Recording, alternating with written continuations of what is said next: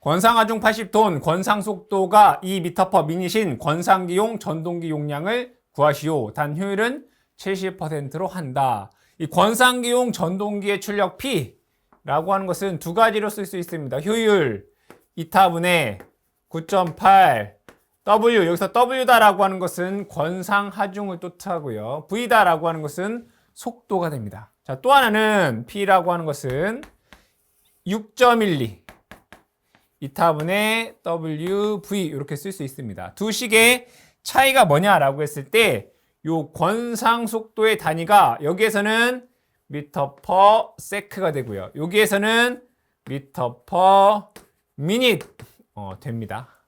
자, 그럼 둘 다 제가 한번 계산을 해보겠습니다. 그대로 대입을 해보면 효율 2타가 0.7 될 것이고요. 9.8 권상하중 80 곱하기 자 분당 2m는 초당으로 바꾸면 60으로 나눠주시면 됩니다. 60분의 2m/s 이렇게 돼요.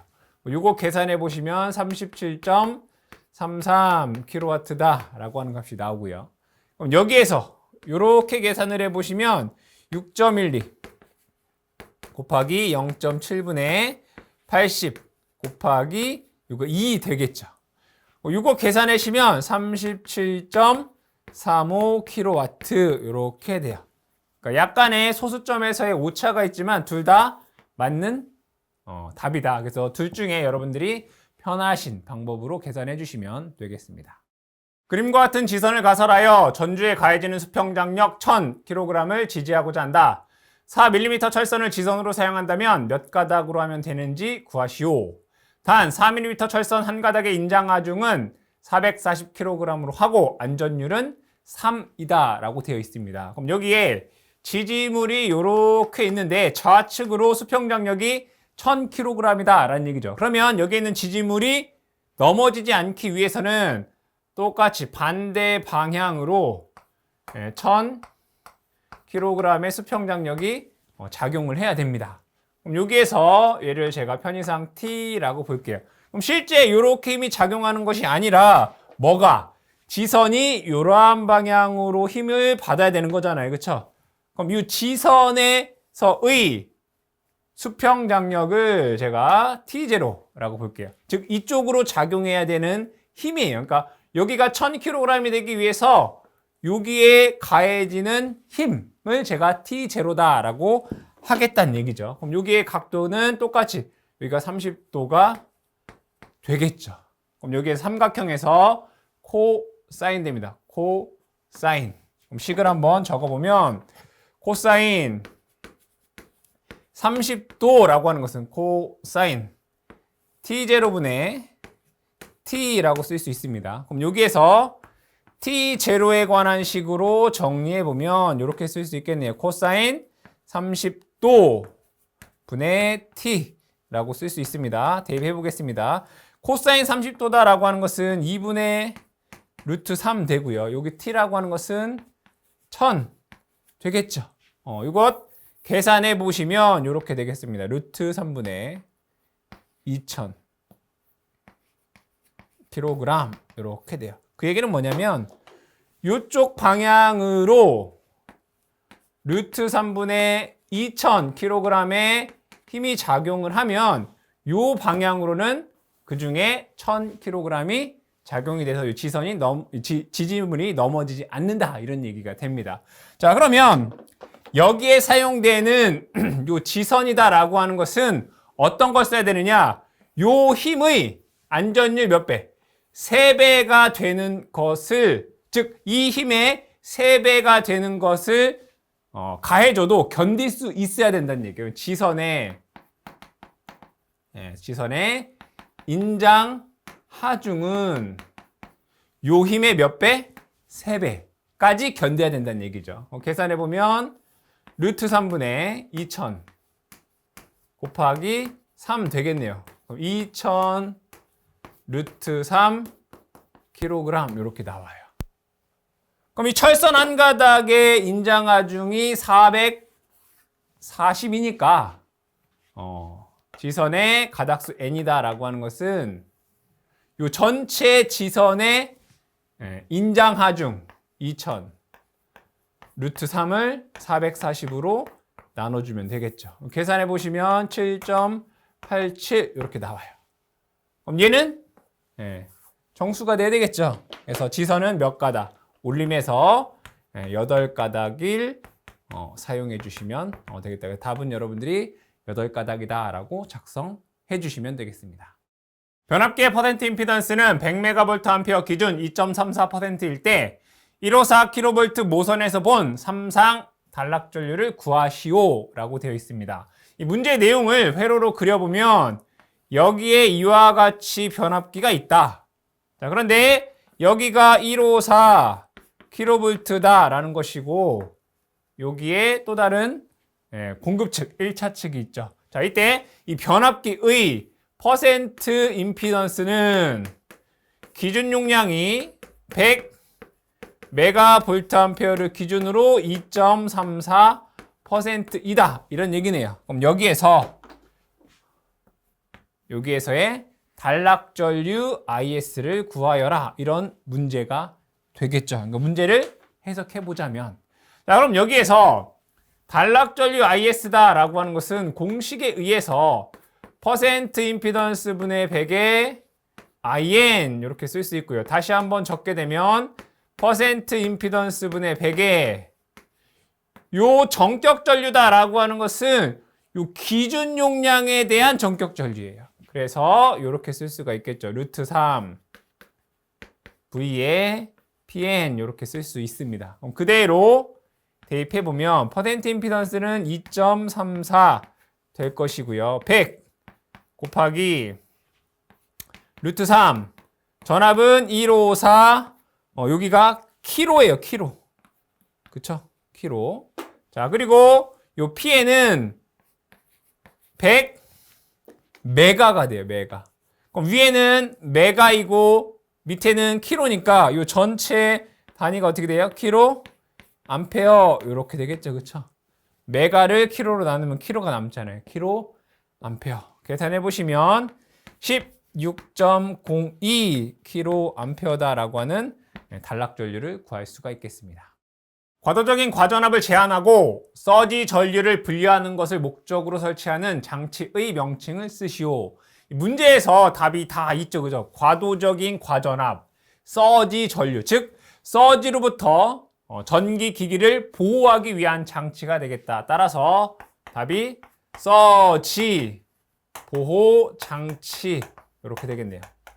그렇죠? 서지 보호 장치. 영어로 하게 되면 우리가 SPD라고 하잖아요. 그렇죠? 서지 프로텍티브 디바이스 이렇게 얘기를 합니다. 답은 서지 보호 장치고, 자, 추가적으로 기존에 나왔던 거 보면 이 서지 보호 장치에 대한 동작에 의한 분류, 동작에 의한 분류 보면 세 가지가 있습니다. 이것도 여러분들이 참고적으로 알아두셔라.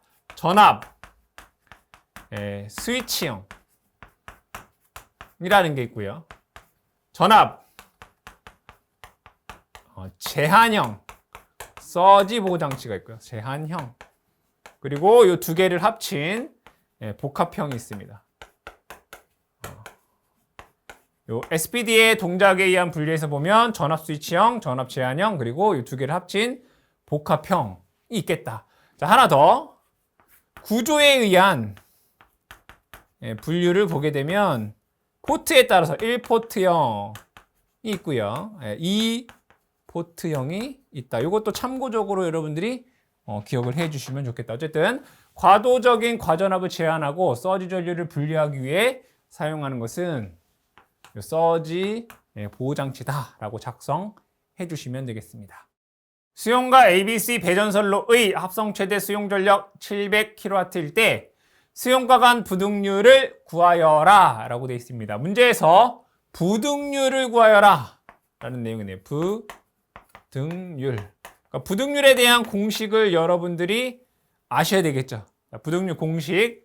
자, 분모에는 합성 최대 수요 전력분의 각 최대 수요 전력의 합으로 쓸 수가 있습니다. 합성 최대 수요 전력분의 각 최대 수요 전력의 합. 그럼 여기에서 이 최대 수요 전력이다 라고 하는 것은 요 설비 용량 곱하기 수용률로 우리가 계산할 수가 있겠죠. 그럼 공식에 여러분들 그대로 대입만 해 주시면 되겠다. 한번 대입을 해 보겠습니다. 합성 최대 수요 전력은 문제에서 700kW이다 라고 주어져 있고요. 각 최대 수요 전력의 합 A의 최대 수요 전력은 설비 용량 곱하기 수용률이죠. 그러니까 400 곱하기 0.6 되고요. B 같은 경우에는 500 곱하기 0.7 되고요. C 같은 경우에는 500 곱하기 0.78 되겠죠. 이렇게 됩니다. 이걸 그대로 계산기에 계산해 보시면 부등률이 1.4다라고 하는 값이 나오겠습니다.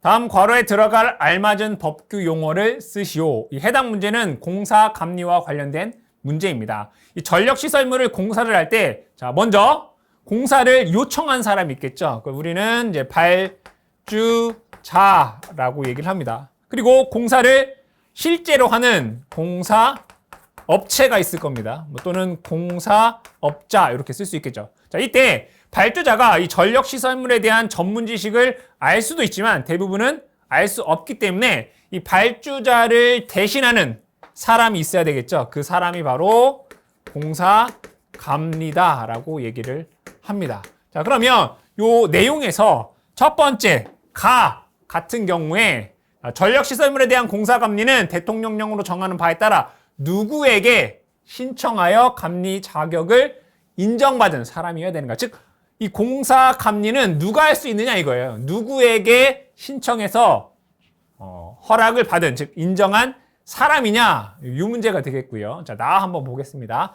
감리업자 등은 소속 감리원을 배치한 경우에, 즉 어떠한 공사하는 곳에 공사감리를 얘로 하겠다, 이 사람으로 하겠다라고 했을 때 그 배치 현황을 며칠 이내에 시 도지사에게 신고해야 되느냐, 이런 문제입니다. 관련된 법에서 보면, 자, 이 공사감리는 누구한테? 기후에너지환경부 장관에게 그 자격을 받은 사람이어야 하고요. 어떠한 공사 현장에 이 사람으로 하겠다라고 했을 때에는 30일 이내에 시도지사에게 뭐하라? 신고를 해야 된다라는 내용이 되겠죠. 그럼 관련된 법의 내용을 보면 이렇게 되어 있습니다. 전력기술관리법에 의해서 전력시설물에 대한 공사감리는 대통령령으로 정하는 바에 따라서 여기 기후에너지환경부 장관에게 신청하여 감리원 자격을 인정받은 사람이어야 된다라고 되어 있고요. 자, 감리업자 등은 소속 감리원에 배치한 경우에 30일 이내에 시도지사에게 신고해야 된다라고 되어 있죠. 그래서 1번은 기후에너지환경부 장관 될 것이고요. 2번은 30일 이렇게 작성해 주시면 되겠습니다. 430제곱밀리미터 ACSR의 반지름이 14.6mm이고 그림과 같이 배치되어 완전 연가된 33264kV 송전선로가 있다. 단도체로 간주할 때 다음 각 물음에 답하시오. 소 문제를 보게 되면 1번, 2번, 3번에서 1번에서는 등가 성간거리를 구하여라. 2번에서는 작용 인덕턴스, 3번에서는 작용 정전 용량을 구하라는 문제가 되겠죠. 그럼 먼저 첫 번째, 요 등가 선간거리 D라고 하는 것은 지금 얘를 A, B, C라고 보면 얘와 얘 간의 거리, 그리고 얘와 얘 간의 거리, 그리고 얘와 얘 간의 거리, 즉 일직선 배열이 되어 있죠. 그럼 여기가 8.5m, 8.5m, 그러면 여기는 17m 이렇게 된단 말이에요. 그럼 얘가 몇 개 있어요? 하나, 둘, 세 개가 있죠. 그럼 세 개를 어떻게 해? 다 곱하셔라. 8.5 곱하기 8.5 곱하기 17 되겠다. 그럼 얘를 3개를 곱했으니까 여기다 세제곱권 이렇게 하는 거예요. 그러니까 얘가 뭐가 되는 거예요? 기하학적 평균거리가 된다는 얘기예요. 그럼 이것을 계산해 보시게 되면 10.71m다라고 하는 값이 나오겠죠. 자, 두 번째. 작용 인덕턴스를 구하여라. 공식 여러분들 L은 0.05 플러스 0.4605 로그 R분의 T 단위가 미리 헬리 퍼 킬로미터 되잖아요. 그죠? 그럼 그대로 여러분들이 대입만 해주시면 되겠다. 그럼 여기에서 0.05다라고 하는 것은 도체에서의 인덕턴스인 거고 이 뒤에 것은 상호 인덕턴스란 말이에요. 이 공식에 그대로 그냥 대입만 해주셔라. 0.05 플러스 0.4605 로그 R 요 도체의 반지름이죠. 반지름 14.6mm니까 미터 단위로 하게 되면 14.6 곱하기 10의 마이너스 세제곱 이렇게 되겠죠. 미터 단위로 하게 되면 반지름이 14.6mm니까 등가 성간거리는 1번에서 구했습니다. 10.71 이렇게 되겠다. 그럼 이것 계산해 보시면 그 값이 1.37 미리 헬리 퍼 킬로미터 이렇게 나오겠죠. 그렇죠? 이렇게 작성을 해 주시면 되고요. 자, 다음에 3번에서는 작용 정전 용량을 구하여라 라고 되어 있네요. 이 3번에서는 자, C는 공식 암기하셔야 됩니다. 로그 R분의 D에 0.02413 이렇게 되잖아요. 마찬가지로 단위 마이크로페라 퍼 킬로미터 이렇게 돼요. 그럼 그대로 대입해 보시면 로그 아까랑 동일하네요. 반지름은 14.6mm니까 10의 마이너스 세제곱 되고요. 등가 선간거리 1번에서 구한 10.71 되겠죠. 0.02413 이렇게 됩니다. 이걸 계산기에서 계산해 보시면 이렇게 나와요. 0.00842 1 이렇게 나와요. 근데 문제에서 조건을 여러분 잘 보셔야 됩니다. 소수점 이하 다섯째 자리에서 반올림하시오. 1, 2, 3, 4, 5. 그러니까 여기에서 2자에서 반올림이라는 얘기죠. 5는 올림하는 거고 4부터는 버림이잖아요. 그러니까 4보다 작기 때문에 얘를 버림하시면 되겠다. 그래서 0.0084 마이크로페럿 퍼 킬로미터 이렇게 작성해 주시면 되겠습니다. 한 실내 작업장의 크기는 가로 12, 높이 8m, 세로 18m이다. 이 공간에 광속 3600 루멘의 형광 등을 사용하여 균일 조도 200럭스를 확보하려고 한다. 필요한 등기구 수를 구하시오. 단 조명률은 0.5, 감광 보상률은 1.3이다 라고 되어 있습니다. 자, 해당 문제에서 항상 논란이 되는 게 이거예요. 32W 이등용의 광속인 거죠. 문제 내용을 보면 자, 요 등기구가 하나가 이렇게 있다는 얘기예요. 근데 요 안에 등이 두 개가 형광등이 이렇게 두 개가 이렇게 있다는 얘기죠. 이렇게. 이렇게. 얘 전체를 얘를 뭐라고 해요? 등, 기, 구 이렇게 얘기를 해요. 자, 문제 다시. 광속 3600 루멘의 형광등을 사용하여 즉 32W 이등용 전체 얘가 내보내는 광속 F가 얘가 3600 루멘이다 이거. 그러니까 형광등 하나가 아니라 요 전체 등기구 한 개가 요 등기구가 내보내는 광속이 3600 루멘이다 이런 얘기예요. 자, 요걸 여러분들 기억을 해 두시고 자, 이때 여러분들이 아시는 공식 F, U, N은 EAD 이렇게 됩니다. 우리가 알고 싶은 것은 뭐예요? 등기구의 개수잖아요. 그쵸? N은 이렇게 쓸 수 있습니다.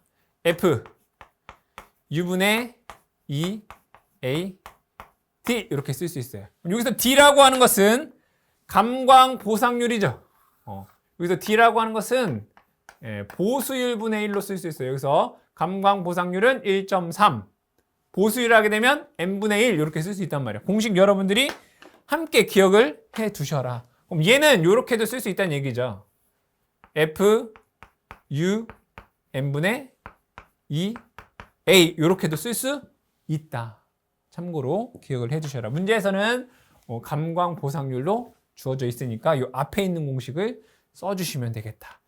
자, 그대로 대입을 해보자면 F 3600 곱하기 U 조명률이죠. 0.5 E 조도는 200이 되고요.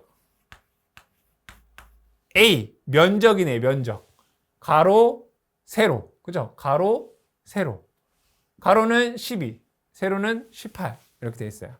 12 곱하기 18 맞죠?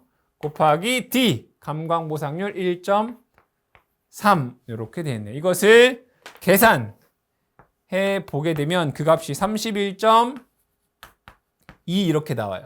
그러니까 이것보다 많아야지 200럭스의 조도를 얻을 수가 있겠죠. 그럼 31.2보다 큰 정수값을 해보게 되면 32 여기 보면 단위가 뭐라고 주어져 있어요? 개라고 주어져 있단 말이에요. 그죠? 32개라고 여러분들이 작성을 해 주시면 되겠습니다.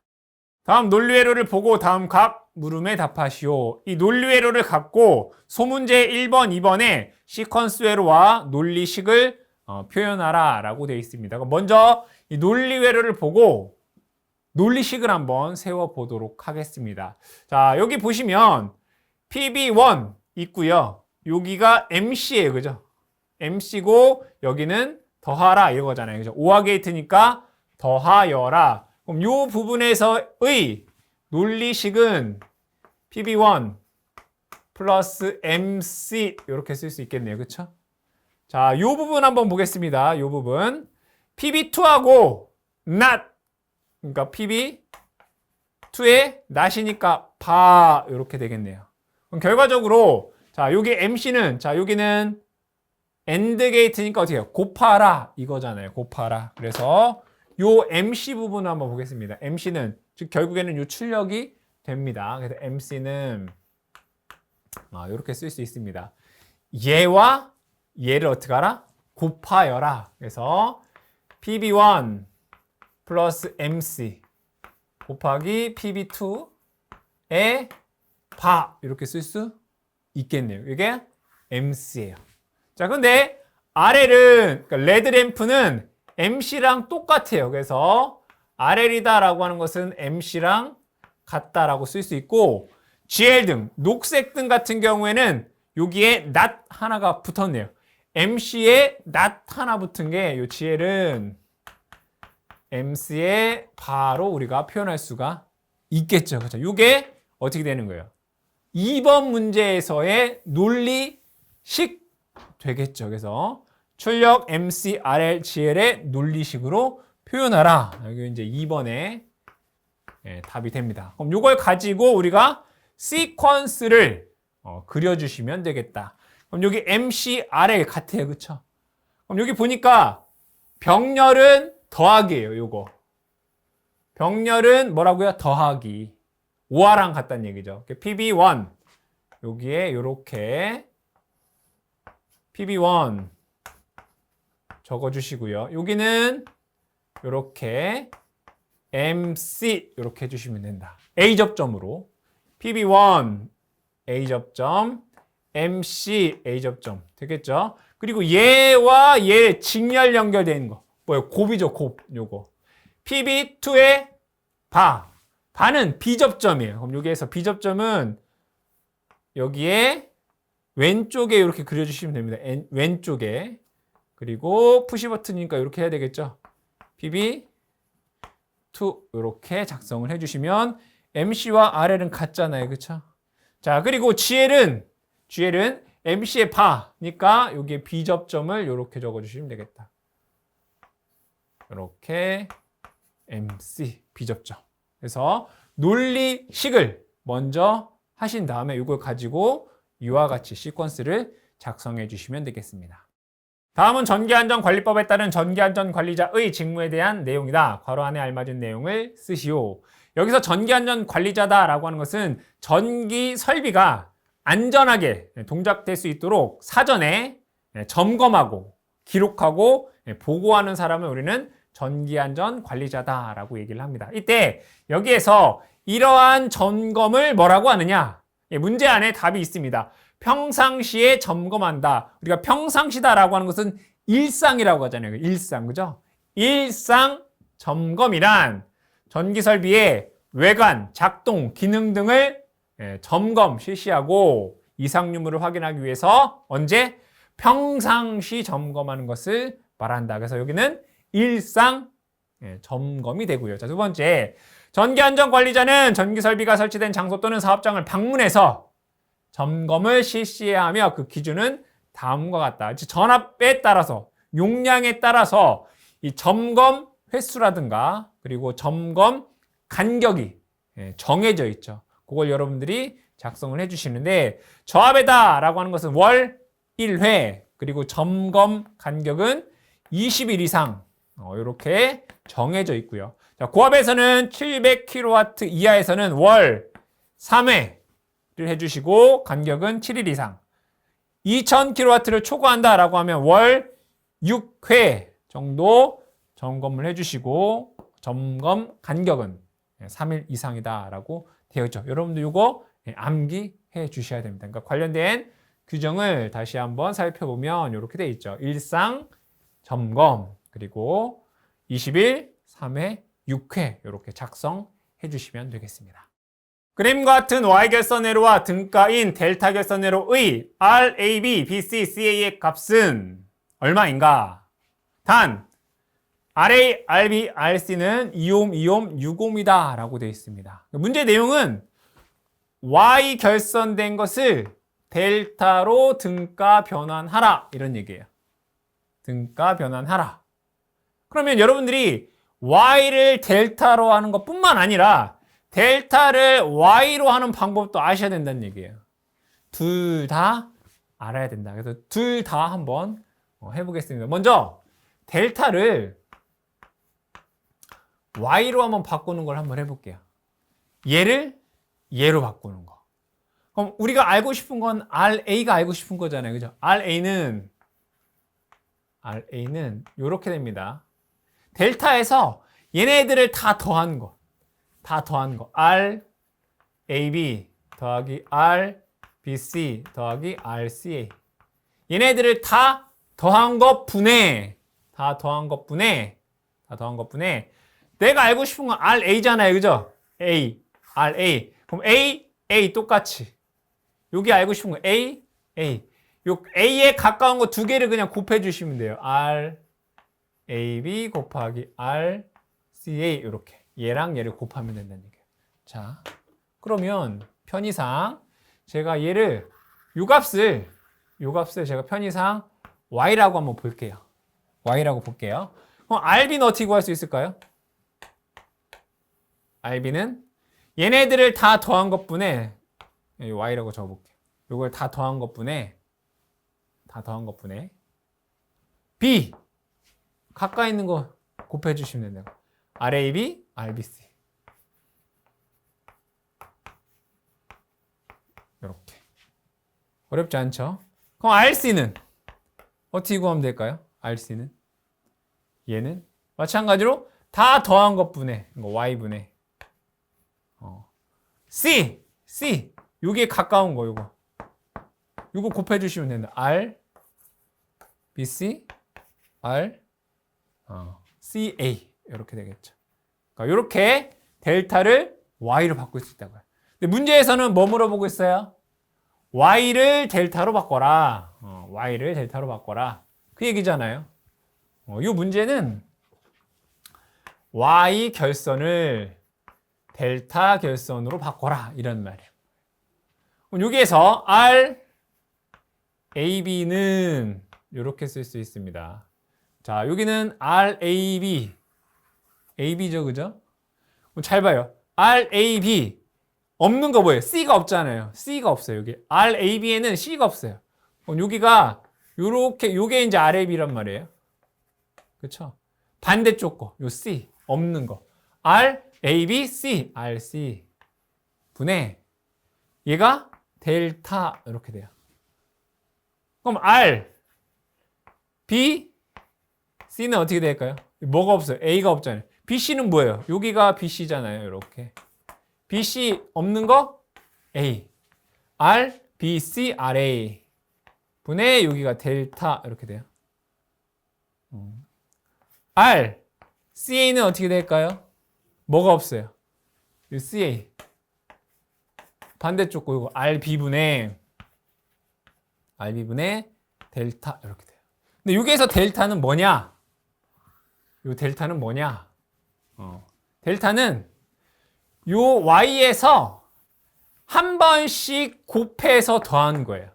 한 번씩 곱해서 더한 거. 그러니까 뭐가요? RA, RB 더하기 RB, RC 더하기 RC, RA. 그러니까 얘랑 곱한 거, 얘랑 곱한 거, 얘랑 곱한 거를 다 더한 값이 델타라고요.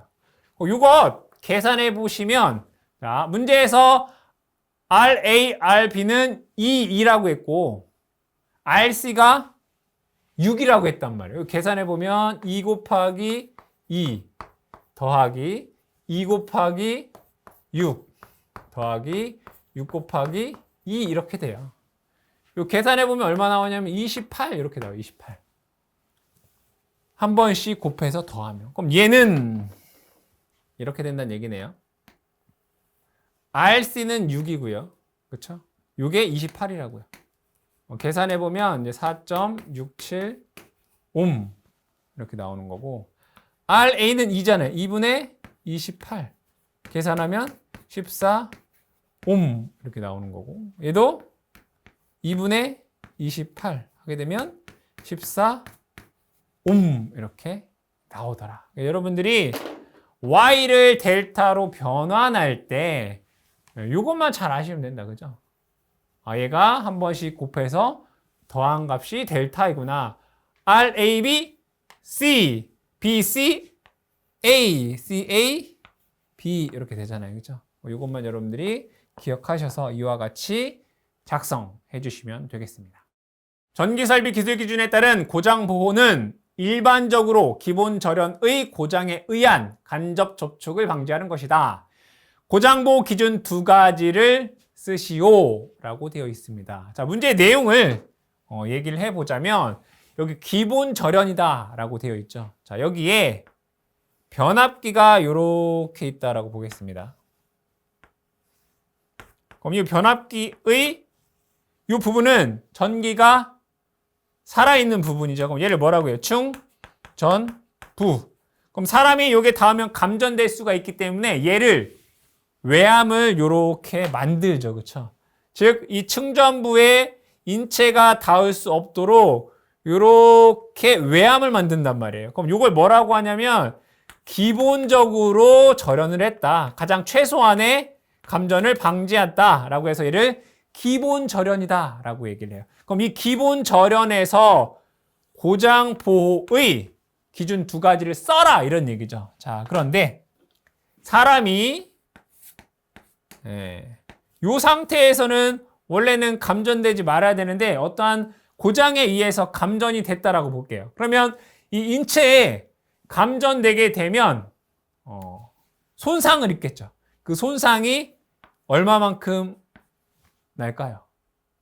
열이 난단 말이에요. 열이 0.24 I 제곱 RT만큼의 열이 나서 이 인체가 손상을 받겠죠. 그러면 이러한 고장에 의한 기준 2가지를 썼을 때 이걸 한번 볼게요. 첫 번째, 인축의 몸을 통해 고장 전류가 흐르는 것을 방지한다. 첫 번째는 뭐냐면 원천적으로 여기에 전류가 흐르는 것을 뭐한다? 방지해야 된다. 그럼 전류가 흐르지 않으면 인체 손상이 발생되지 않는단 말이에요. 그래서 고장 전류가 흐르는 것을 방지한다. 맞죠? 자, 두 번째, 방지하지 못했어요. 전류가 흘렀단 말이에요. 그러면 최소한 이 값이 작아야 될 거 아니에요. 그렇죠? 작기 위해서 이 전류 값을 뭐한다? 작게 해야 된다. 두 번째는 고장 전류를 위험하지 않는 값 이하로 뭐한다? 제한한다 이런 얘기예요. 고장 전류를 위험하지 않은 값 이하로 뭐 한다? 제한한다. 자, 그리고 이 값을 줄이기 위해서 얘가 빨리 떨어지면 되잖아요. 이 시간을 줄이면 된다고, 시간을. 그래서 고장 전류의 지속 시간을 위험하지 않은 시간까지로 제한한다. 뭐 차단기를 써서 인체가 감전이 되면 차단기를 써서 빨리 차단하거나 절연을 잘 하면, 그쵸? 접지가 잘 되어 있으면 고장 전류 값이 작아지겠죠. 또는 고장 전류가 흐르지 않겠죠. 이 세 가지 중에 여러분들이 두 가지를 작성해 주시면 되겠다. 정리하자면 고장 전류가 흐르지 않게 하거나 고장 전류가 흘렀다면 고장 전류가 작은 값으로 제한하거나 세 번째는 고장 전류의 지속 시간이 짧게 함으로써 우리가 고장보를 할 수 있다는 얘기죠. 이 세 가지를 여러분들이 정리해서 작성해 주시면 되겠습니다.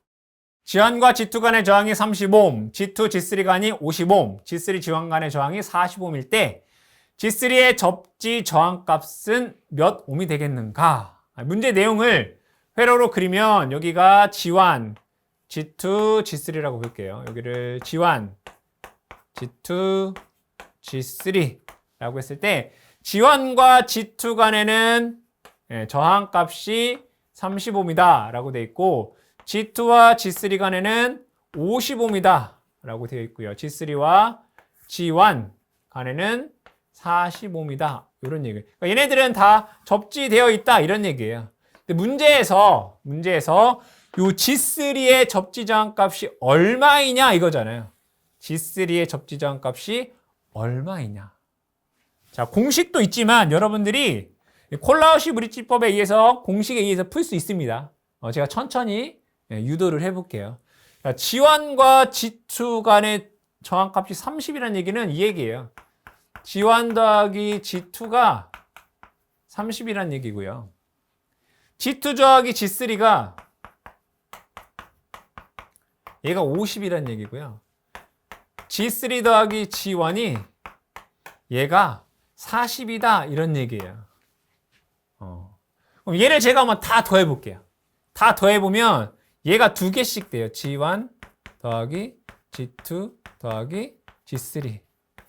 그럼 얘네들을 다 더하면 얘가 120이 되거든요. 이렇게. 맞죠? 요거를 싹 다 더하면 120이 돼요. 그럼 여기에서 이렇게 되면 얘가 이제 60 되겠네요. 우리가 알고 싶은 것은 뭐예요? G3가 알고 싶은 거잖아요. 그쵸? 근데 G1 더하기 G2가 여기 30이라고 돼 있다고요. 요게 30이에요.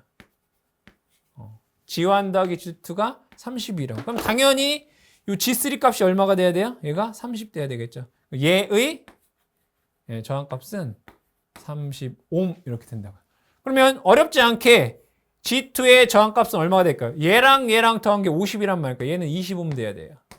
맞죠? 그러면 G1의 저항값은 얼마예요? 얘가 30이면 얘는 15옴 이렇게 돼야 돼요. 그럼 이 식이 성립이 되겠죠. 그러니까 여러분들 이거를 이해하시고 자, 콜라우시 브릿지법에 의한 공식으로 우리가 풀어보자면 이렇게 됩니다. G3의 접지 저항값은 2분의 1에 가까이에 있는 거 더해요. 가까이 있는 거 더해요. 40 플러스 50. 멀리 있는 거 빼요. 이거 멀리 있네요. 이거 30. 요것 계산하셔도 30옴 이렇게 나오게 됩니다. 그래서 G3의 접지 저항값은 30옴이 정답이 되겠습니다. 다음 그림 기호는 일반 옥내 배선의 전등, 전력, 통신, 신호, 재방지, 필해 설비 등의 배선, 기기 및 부착 위치, 부착 방법을 표시하는 도면에 사용하는 그림 기호이다. 각 그림의 기호의 명칭을 쓰시오. 즉 도면 기호의 명칭을 써라. 이런 문제가 되겠죠. 자, 1번과 2번 같은 경우에는 요 벤츠 표시가 있네요. 이거는 경보기입니다. 경보기. 그래서 요 G라고 하는 것은 누전 경보기가 되는 거고요. 여기 F다라고 하는 것은 fire가 있죠. 그죠? 화재 경보기. 근데 누전 화재 경보기가 되고, 그래서 B라고 하는 것은 브레이커 차단기입니다. 차단기. 배선 차단기. 그래서 1번에서는 누전 경보기, 2번은 누전 화재 경보기, 3번은 배선 차단기다라고 작성해 주시면 되겠습니다. 그림은 유도전동기의 정역 운전의 미완성 회로도이다.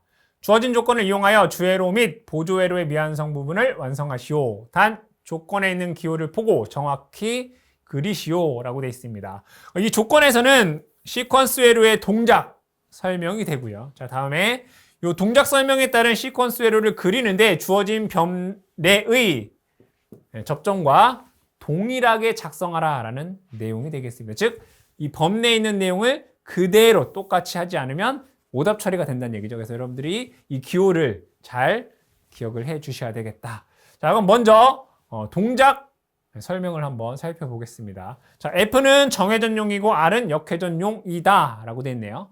정회전을 하다가 역회전을 하려면 전동기를 반드시 정지시키고 역회전하라 라고 되어 있고, 또한 역회전을 하다가 정회전할 때도 마찬가지로 전동기를 반드시 정지시킨 후 정회전시키도록 하라. 즉 F와 R의 전자 접촉기의 동시 동작을 방지하기 위한 것이 되겠죠. 그럼 얘를 우리는 뭐라고 하냐면 인터록이다라고 얘기를 해요. 그러니까 즉 동시 동작을 방지하기 위한 회로를 만들어라 이런 얘기죠.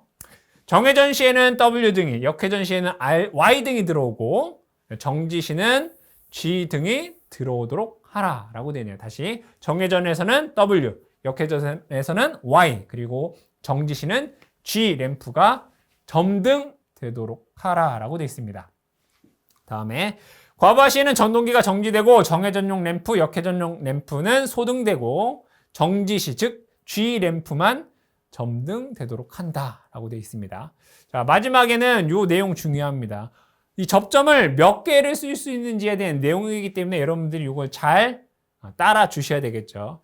스위치 푸시 버튼 O는 2개가 있고 전자접촉기의 A 접점은 각각 1개씩, B 접점은 각각 2개씩 있다라고 되어 있네요. 그럼 이것을 기초로 해서 우리가 한번 시퀀스를 한번 그려보겠습니다.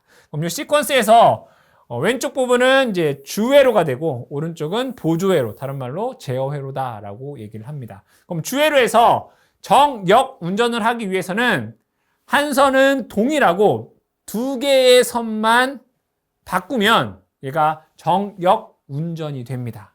여기에서 저는 평상시에 두 번째 선은 동일하게 이렇게 연결을 해주시고요.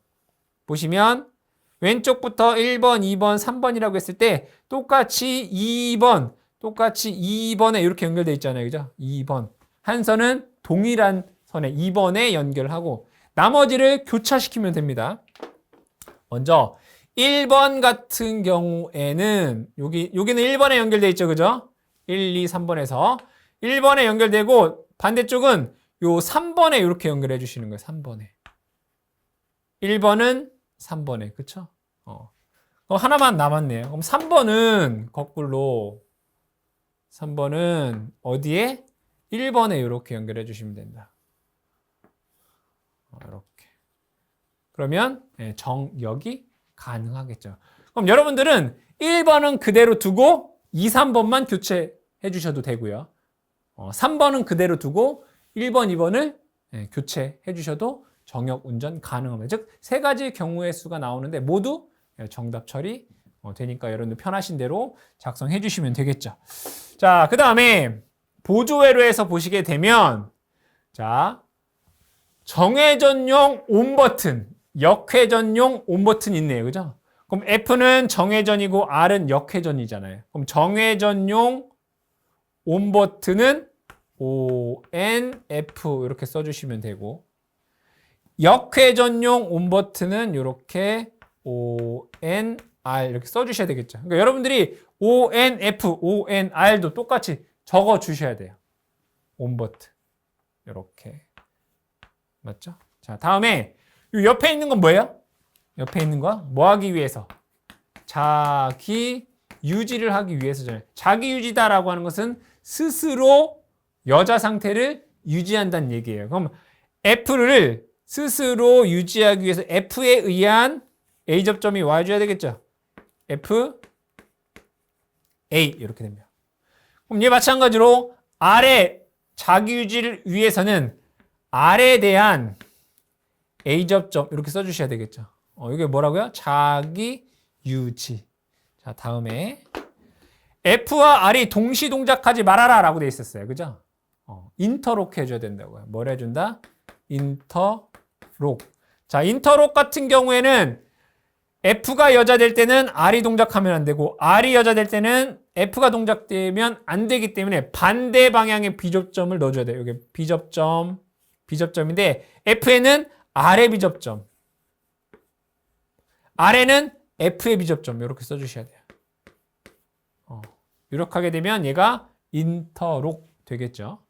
자, 마지막으로 이 G 램프 같은 경우에는 얘네들이 동작하지 않을 때 불이 들어와야 되기 때문에 여기 B접점 이렇게 돼요. 여기는 F에 대한 B접점, R에 대한 B접점. 두 개의 순서 바뀌어도 상관없습니다. 자, 한 번 더 우리가 점검을 해보자면 온 버튼 각각 한 개씩 2개 있다라고 얘기를 했고요. 그렇죠? A 접점 각각 한 개씩 있다라고 했고 B 접점 2개. 맞죠? 그러니까 여러분들이 수량을 잘 확인도 해 주셔야 되겠다. 그래서 여러분들이 이와 같이 작성을 해 주시면 되겠습니다. 1시간에 18세제곱미터로 솟아나는 지하수를 5m의 높이에 배수하고자 한다. 이때 5kW의 전동기를 사용하면 매 시간당 몇 분씩 운전하면 되는지 구하시오. 단, 펌프의 율은 75%로 하고 여유율은 1.1로 한다라고 되어 있습니다. 해당 문제에서 자, 펌프다라고 했어요. 즉 펌프용 전동기의 출력식을 써주시면 되겠다. 이 펌프용 전동기의 출력 P라고 하는 것은 이렇게 쓸 수 있습니다. 2타분의 9.8 Q H K 이렇게 쓸 수 있겠죠. 자, 또는 이렇게 쓸 수 있습니다. P는 6.12 2타분의 Q H K 이렇게 쓸 수 있어요. 그럼 여기에서 두 공식이 다른 건 뭐냐면 이것은 초당 물의 양이고요. 여기에서는 분당 물의 양 이렇게 돼요. 양수량 이렇게 되겠죠. 이게 다르단 말이에요. 그러면 둘 중에 어떤 걸 쓰더라도 정답 됩니다. 그렇죠? 정답 됩니다. 둘 중에 어떤 걸 쓰더라도. 근데 소수점에서 오차가 발생하겠지만 어쨌든 둘 다 정답이 된다. 그럼 얘는 뭘 구하라는 얘기냐면 몇 분 운전되느냐 시간을 묻고 있다고요. 시간. 그럼 얘를 이렇게 한번 적어볼게요. 2타분의 9.8 자, 요 시간당 양수량은 이렇게 쓸 수 있어요. 요거는 볼륨이에요. 물의 양. 시간으로 나눈 거죠. 이렇게. 이 Q라고 하는 것은 물의 전체량을 시간으로 나눈 값이다. H, K 이렇게 쓸 수 있겠네요. 근데 우리가 알고 싶은 것은 뭐라고요? 이 시간을 알고 싶다고. 시간. T. 그럼 여기에서 얘를 시간에 대한 식으로 적어보면 T라고 하는 것은 이렇게 쓸 수 있습니다. P 2타분의 얘랑 자리 바꾸면 된다고. 얘랑 9.8 V H K 이렇게 되겠죠. 근데 제가 아까 얘기 뭐 했어요? T라고 하는 것은 여기서 이 식에서는 초라고 했다고요. 초. 여기까지는 이 단위가 초예요. 초. 몇 초. 그럼 이 초를 분으로 바꾸려면 이렇게 쓸 수 있어요. 60으로 나눠주면 단위가 이제 분 되는 거예요. 분. 이렇게. 이걸 분. 자, 그대로 한번 대입을 해보겠습니다. 전동기의 출력은 5이고요. 효율은 75%니까 0.75 이렇게 되고요. 9.8 물의 양이 18세제곱미터 되고요. 양수 높이 5m 되고 여유율 1.1 여기까지 뭐라고요? 단위가 초.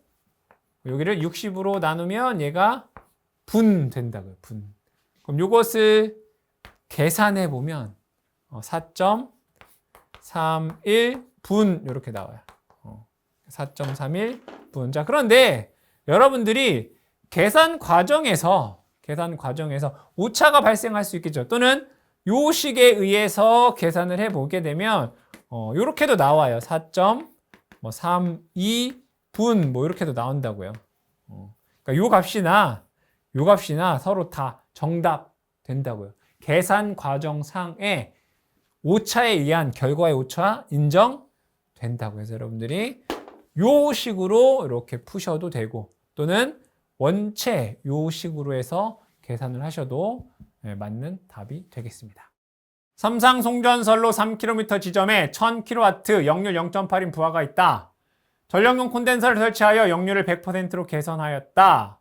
한 상당 임피던스는 0.3 플러스 J 0.4 옴 per km. 말단부하의 전압은 6000V로 일정할 때 다음 각 물음에 답하시오. 자, 1번에서는 역률 개선 전후에 전압 강화가 몇 %가 되는지, 2번에서는 전력 손실이 몇 %가 되는지를 묻고 있습니다. 즉 문제의 내용은 역률 코사인 세타가 그렇죠? 0.8에서 1로 됐을 때 역률이 0.8에서 1로 됐을 때 전압 강화라든지 전력 손실이 어떻게 되는지를 묻는 문제입니다. 먼저 전압 강화를 한번 보겠습니다. 전압 강화 E는 공식에 의해서 이렇게 쓸 수 있어요. V분의 P에 R 플러스 X 탄젠트 세타 이렇게 쓸 수 있어요. 그렇죠? V분의 P에 R 플러스 X 탄젠트 세타가 전압 강화예요. 그러면 역률 개선 전을 제가 편의상 이완이라고 볼게요. 역률 개선 전 이완은 그대로 대입을 해보겠습니다. 6000 그죠? 6000V. P는 1000kW니까 1000 곱하기 10의 세제곱 되겠죠. 자, 저항값은 요거는 1km당 0.3인데 요 전체 길이가 3km라고 했잖아요. 그렇죠? 0.3 곱하기 3 더하기 X 리액턴스는 0.4예요. km당. 그럼 0.4 곱하기 3 되겠죠? 탄젠트 세타다라고 하는 것은 코사인 세타분의 사인 세타죠. 그럼 코사인 값이 0.8이면 사인은 0.6 됩니다. 그래서 탄젠트 값은 0.8분의 0.6 이렇게 돼요. 그럼 이것을 계산해 보면 얼마가 나오냐면 300V 이렇게 돼요. 그렇죠? 자, 그러면 역률이 개선된 후를 볼게요. 이때. 즉 여기는 코사인 세타가 0.8일 때이고 여기는 코사인 세타가 1일 때라고요. 그대로 대입을 해보겠습니다. 6000 1000 곱하기 10의 세제곱 저항값 똑같죠, 그죠? 0.3 곱하기 3 이렇게 됩니다. 맞죠? 자, 그런데 요거 볼게요. 요거 코사인 세타가 1이면 사인 값이 0이란 말이에요. 그럼 요 탄젠트 세타 값이 0 돼요, 요게. 그럼 요 값이 0 된다고요. 0 이렇게. 더하기 0 되겠죠? 이렇게. 역률이 1이면 탄젠트 값이 0 된다고요.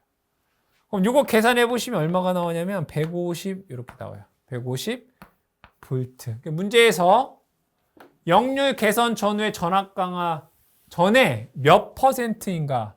그러니까 전에는 300V였는데 나중에는 150V가 되잖아요. 그럼 얘를 100분율로 나타내 보면 얘가 50%가 되는 거죠. 그렇죠? 원래 300에서 150 반이 됐잖아요. 그죠? 이렇게 50% 이렇게 해 주시면 되겠다. 자, 두 번째.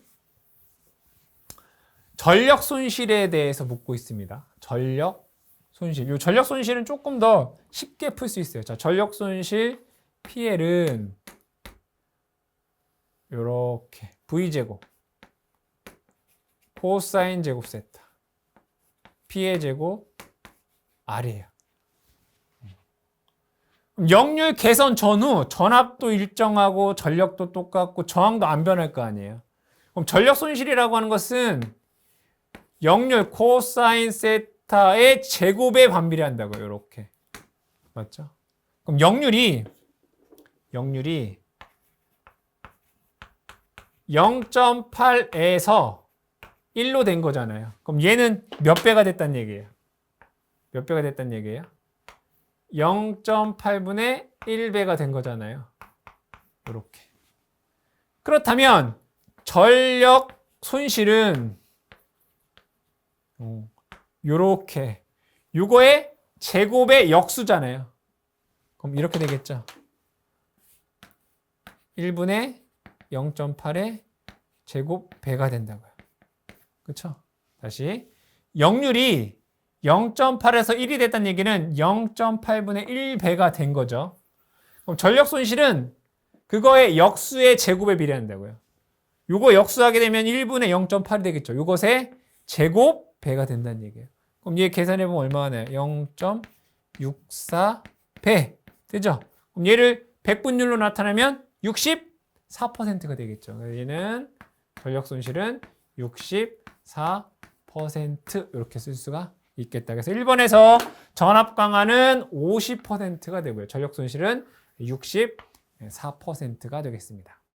지락사고시 계전기가 동작하기 위하여 영상전류를 검출하는 방법 3가지를 서술하시오. 이 영상전류다라고 하는 것은 A상, B상, C상, 즉 3상에 동일하게 존재하는 성분을 우리는 영상전류다라고 얘기를 합니다. 이것을 식으로 세우면 대칭시 IA 더하기 IB 더하기 IC를 다 합치면 얘가 0 됩니다. 대칭시. 자, 그런데 불평형 또는 비대칭시 이 값이 얼마가 되냐면 3I0가 된다. 즉, 이 식을 통해서 우리가 영상전류를 알 수 있는데 그 영상전류를 검출하는 방법에는 크게 4가지가 있습니다. ZCT를 이용하는 방법, Y결선 이용하는 방법, 3차 권선부 CT를 이용하는 검출, 그리고 변압기 중성점 접지회로의 전류 검출. 이 4가지가 있는데 제가 이것을 그림으로 한번 그려보겠습니다. 첫 번째, 이 ZCT를 사용했다라고 하는 건 뭐냐면 ZCT는 이렇게 되어 있습니다. 여기에 이러한 고리 모양이 이렇게 되어 있어요. 자, 그리고 나서 여기에 A상의 전선을 집어넣으면 A상에 의한 자기장이 발생을 하겠죠. 그럼 이 자기장이 철심을 통해 흐르게 될 겁니다. 그렇죠? 그리고 B상의 전류를 또 하나 이렇게 넣어볼게요. IB. 그러면 B상 전류에 의한 자기장이 발생을 하겠죠. 마찬가지로 C상의 전선을 이렇게 집어넣어 볼게요. 그럼 IA, IB, IC에 의한 자기장이 요 철심에 돌겠죠. 그럼 여기에 코일을 이렇게 감아서 여기에 흐르는 전류는 얘네들을 다 더한 3I0에 의한 전류가 흐르겠죠. 요거에 의해서 하는 방식이 바로 ZCT에 의한 영상 전류 검출이 된다라는 것이고요. 자, 두 번째, Y결선 잔류회로에 대해서 한번 볼게요. 그럼 얘는 하나, 둘, 셋 이렇게 볼게요. 편의상 여기를 A상, B상, C상 이렇게 보겠습니다. 그럼 CT를 얘네들을 A상에 의한 CT, B상에 의한 CT, C상에 의한 CT를 이렇게 설치를 해요. 그럼 얘가 이렇게 되겠죠? 그럼 여기는 C상에 의한 전류가 흐를 것이고요. 여기는 B상에 의한 전류가 흐를 것이고 여기는 A상에 의한 전류가 이렇게 흐를 거란 말이에요. 순서대로 여기는 A, 여기는 B, 여기는 C상의 전류가 흐른단 말이에요. C상을. 그럼 얘를 뭐 한다? 묶어요, 이렇게. 묶어요. 그럼 여기에 흐르는 전류가 얼마가 되겠어요? 여기에 흐르는 전류가 IA, IB, IC가 되겠죠. 요게 3I0. 요게 Y결선 잔류율에 의한 검출 이렇게 됩니다. 자, 그 다음에 자, 세 번째 3차 권선부 CT를 이용한다 라고 하는 건 뭐냐면 여기는 우리가 CT의 구조가 이렇게 되어 있잖아요. 여기는 1차 측 그쵸? 여기는 이렇게 그려볼게요. 이걸 쓰면 얘를 우리 뭐라고 2차 측 이렇게 얘기를 하잖아요. 근데 여기에 하나 더 이렇게 넣는 거예요.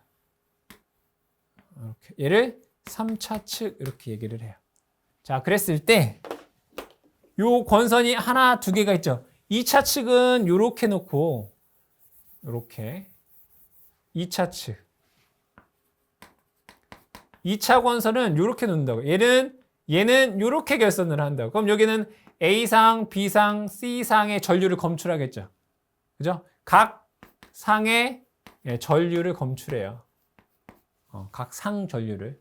자, 그리고 3차 권선은 얘를 요렇게, 3차 권선도 마찬가지로 요렇게 있는데, 요렇게 있겠죠. 얘를 어떻게 연결하냐면, A, 요렇게 연결해서, 얘를 여기다가 요렇게 연결을 해요. 이렇게. 그리고 얘도 요렇게 연결을 해요. 그러면 여기는 요렇게 되겠죠. 즉, 요 3차 권선은 얘를 요렇게 연결한다고요. 그러면 IA, IB, IC에 해당하는, 즉 여기에는 IA, IB, IC에 해당하는 전류가 흐를 거란 말이에요. 그렇잖아요. IA, IB, IC. 그럼 얘도 마찬가지로 3I0 이렇게 되겠죠.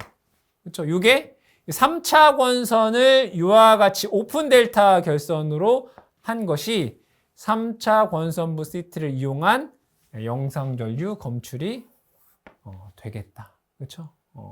자, 마지막으로 변압기 중성점 접지회로의 전류 검출을 보시면, 자, 변압기가 중성점 접지했다는 얘기는 Y결선이라는 얘기예요. 그럼 얘를 Y결선 이렇게 한번 그려볼게요. 이렇게 변압기가 이렇게 흐른단 말이에요. 그럼 여기에 각 상의 권선이 이렇게 있을 것이고요. 그럼 여기에는 IA가 흐를 것이고, 여기에는 IB가 흐를 것이고, 여기에는 IC가 이렇게 흐르겠죠. 자, 그런데 여기에 중성점을 뭐 했다? 접지했다. 이런 얘기잖아요. 그럼 이 점에서 들어가는 전류는 나오는 전류압과 같다. 이 점에서 들어가는 전류는 나오는 전류압과 같다. 그러면 얘 더하기 얘가 여기에 흐른다는 얘기예요. 맞죠? 여기에는 얘 더하기 얘가. 그럼 여기에다가 CT를 이렇게 달면 여기에 흐르는 전류가 무슨 전류란 얘기예요? 영상 전류다. 이런 얘기가 되겠죠. 그래서 영상 전류를 검출하는 방법에는 이러한 ZCT를 이용하는 방법, CT를 Y결선하는 방법, 그리고 3차 권선부, 즉 CT를 3차 권선에서 오픈 델타 결선에서 구하는 방법, 변압기 중성점 접지회로를 통해서 영상 전류를 검출하는 방법, 총 4가지가 있겠죠. 이 중에 여러분들이 3가지를 작성해 주시면 되겠습니다. 전격 용량 100kVA인 변압기에서 지상 역률 60%의 부하에 100kVA를 공급하고 있다. 역률 90%로 개선하여 변압기 전 용량까지 부하에 공급하고자 한다. 다음 물음에 답하여라. 자, 1번 문제에서는 역률을 개선하기 위해 필요한 전력용 콘덴서의 용량을 묻고 있고요. 2번에서는 역률이 개선된 후와 개선 전의 유효 전력의 차, 즉 얼마만큼 더 유효 전력을 공급할 수 있는지에 대한 문제가 됩니다. 자, 이 문제에서 가장 핵심적인 내용은 바로 이겁니다. 변압기의 전 용량까지 부하에 공급한다. 이 얘기는 뭐냐면 변압기의 용량은 피상 전력입니다. 즉 역률 개선 전후 뭐가 일정하다는 얘기예요?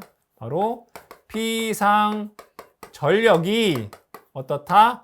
일정하다 이거예요. 피상 전력의 값이 일정하다. 문제에서 식을 한번 적어보면 역률 코사인 세타의 값이 0.6일 때와 역률 코사인 세타 값이 0.9일 때의, 즉 얘를 요렇게 바꿨다는 얘기죠. 비교해 보면 된다, 이런 얘기죠. 그럼 먼저 무효전력을 한번 보겠습니다. 무효전력. 그럼 여러분들이 무효전력에 대한 공식은 이렇게 쓸 수 있습니다. 이 피상전력에다가 사인 세타의 값을 곱하면 무효전력이에요. 그럼 역률이 0.6일 때 무효전력을 계산해 보면, 자, 피상전력은 항상 일정하다라고 했어요. 피상전력 얼마? 100. 그죠? 100 곱하기, 자, 코사인 값이 0.6이면 요 사인의 값은 0.8 되고요. 여기는 요 사인의 값이 루트 1-0.9의 제곱 이렇게 되잖아요. 그렇죠?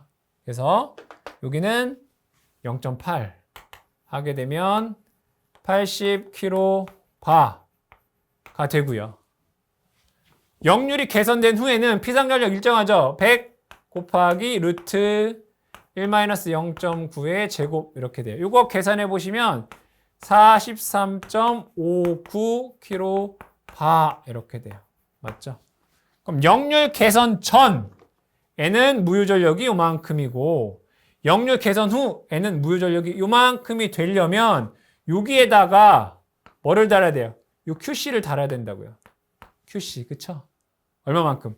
요거의 차만큼 달아야 되겠죠. 그래서 요 QC 값은 얘에서 얘를 뺀 80-43.59 해서 36.41 kVA의 값이 되어야 되겠다. 그렇죠? 얘를 이렇게 바꾸기 위해서는 요만큼의 무효전력, 즉 전력용 콘덴서의 용량이 필요하다라는 것을 알 수 있겠네요.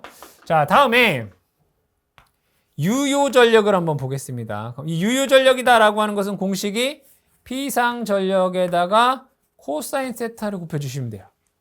그럼 역률이 0.6일 때의 유효전력은 피상전력 100 곱하기 0.6 될 것이고요. 역률이 0.9일 때는 100 곱하기 0.9 되겠죠.